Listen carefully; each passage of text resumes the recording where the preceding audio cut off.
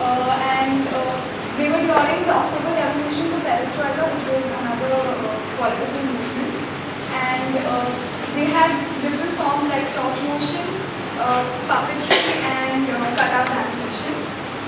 Now during the Russian Revolution, they were divided into communist and capitalist camps, and for 70 years, communists kept making movies, posters, and slogans against the capitalists to get their masses on their side.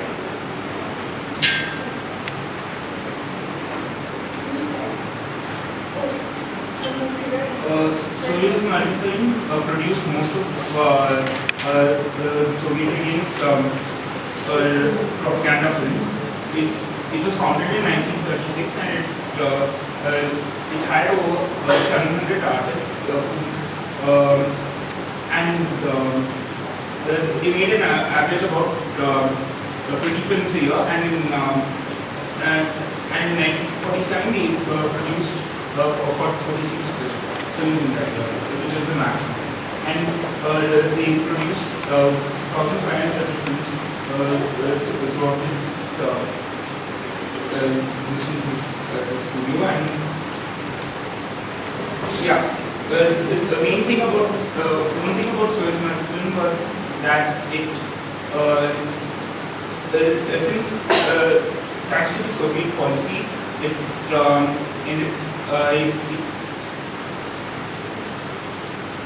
helped improve the creativity among the animators because they paid disregarding how much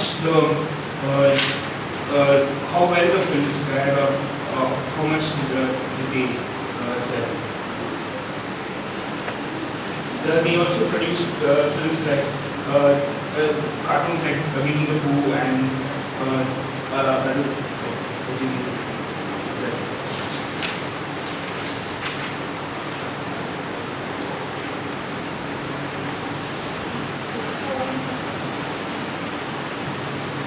This is a trailer on the animated Soviet propaganda. It explains how the communists kept trying to pursue the masses for to be a part of their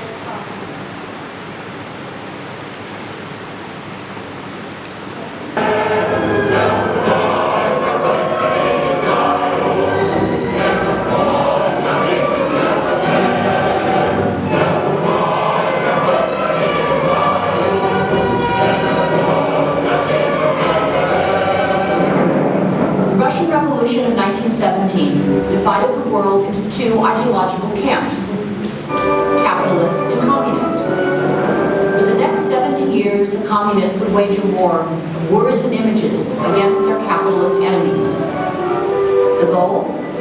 To capture the hearts and minds of the Soviet masses with disinformation. To turn them against the enemy, who they said ruthlessly exploited the average citizen. To turn them toward the state, run by peasants and workers, which cared about their welfare and guaranteed them health, education, and a shining future. A minority party with approximately 200,000 members, the Bolsheviks in 1917 assumed the leadership of 160 million people, scattered across the world's largest continuous landmass. They spoke more than 100 languages and were, for the most part, illiterate.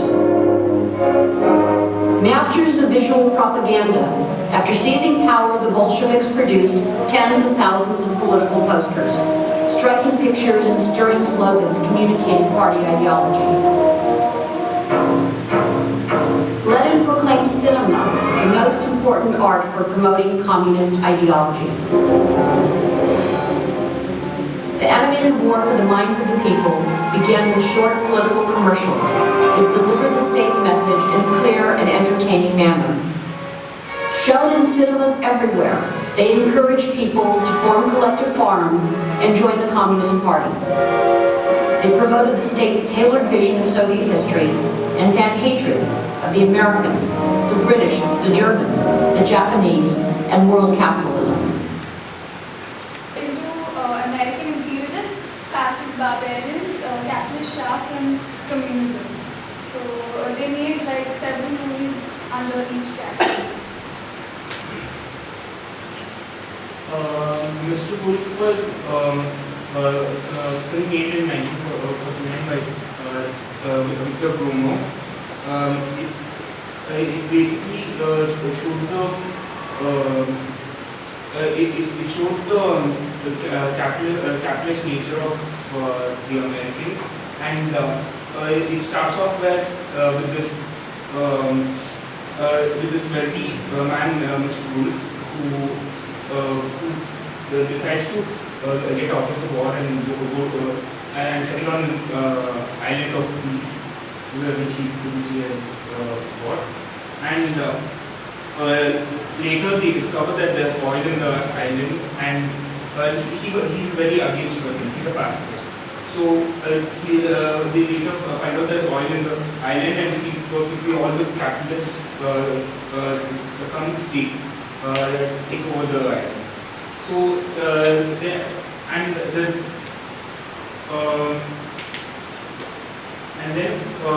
after that he gives up on his pacifist notions and then takes the island for himself in the end. There's this cockatoo which symbolizes, which is with him, that actually reflects on his pacifist thoughts when he's in this thing, when he decides to take offense and take the oil for himself. So it shows that basically they're showing the capitalist nature of the Americans.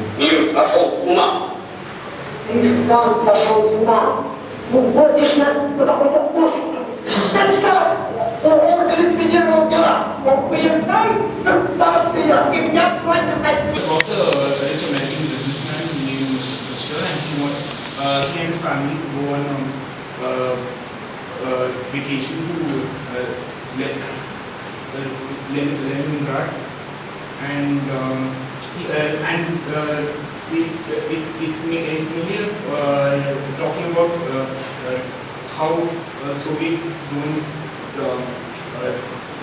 distinguish people due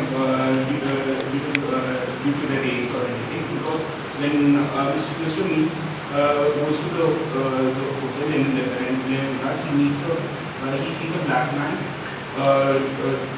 who's obviously well off over there, and he's very appalled by this. And it shows like how the Russians are not racist, but the hotel owner, once Mr. he decides to leave the hotel, the hotel owner calls the other hotels and simply tell them not to let them in because they're racist. So basically it's anti-racist. Yeah. The Millionaire was by Witold Kozylovsky in 1963. Basically, a rich woman in the States. She dies in a car crash, and she gives all her belongings to her pet bulldog. and it shows how the bulldog takes advantage of this and turns itself into capitalist. It turns its life into that of a rich capitalist, and it also shows like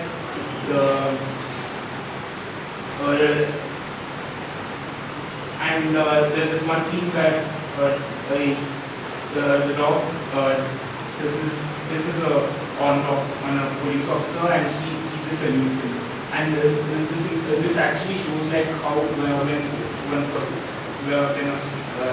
how the money when the dog had money it can do anything it wants, and stuff like that, and in the ending scene they just show the dog without with all its wealth removed, and showing that in the end of it, without its money, any person or even the dog for the matter is nothing but a common dog.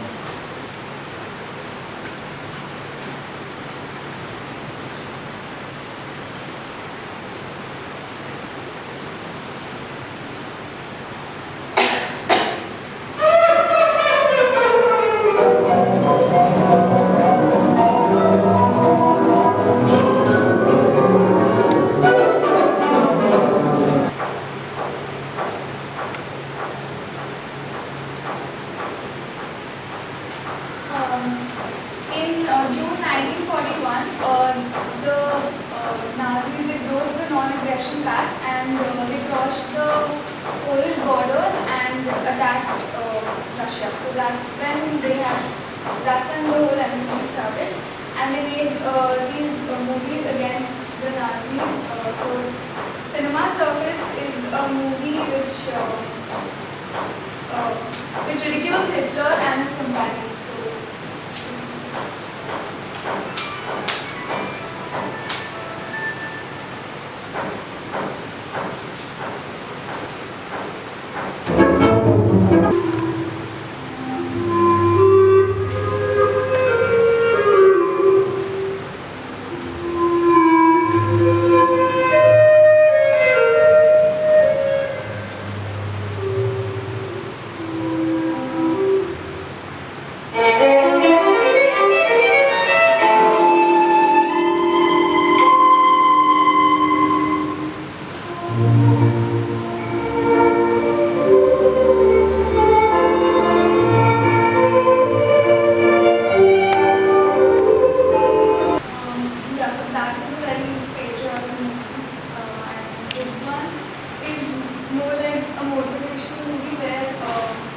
They show that the Western countries feed the Nazis ammunition and all that.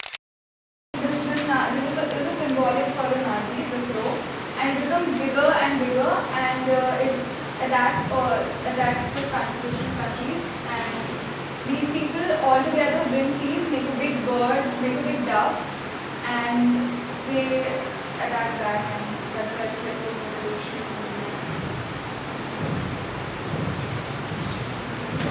Capitalist sharks was the set of movies made by Sovena Shetty. Beekeeper Ice Cream was made by the Project Group, and it shows it shows like the capitalist as rich businessman kind of character, and then it shows him taking over the world, and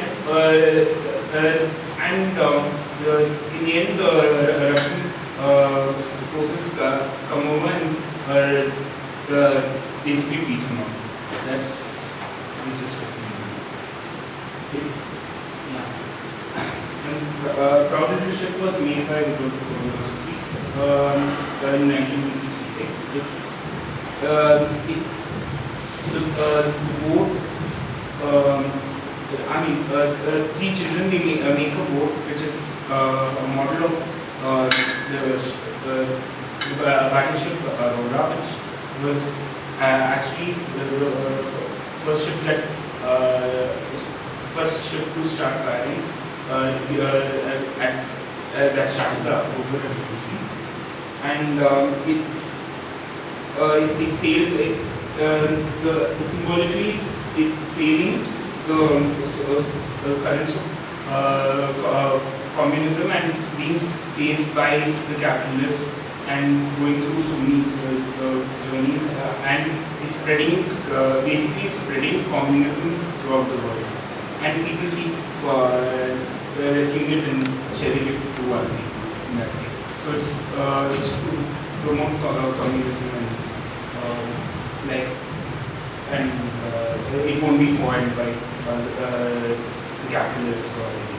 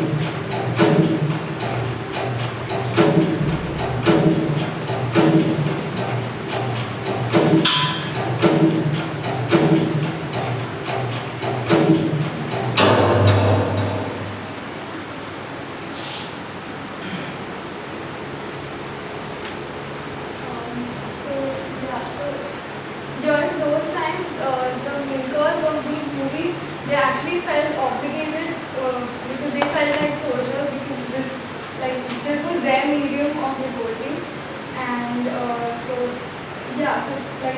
the entire thing was turned into a political theme. The entire studio used to work towards it with this entire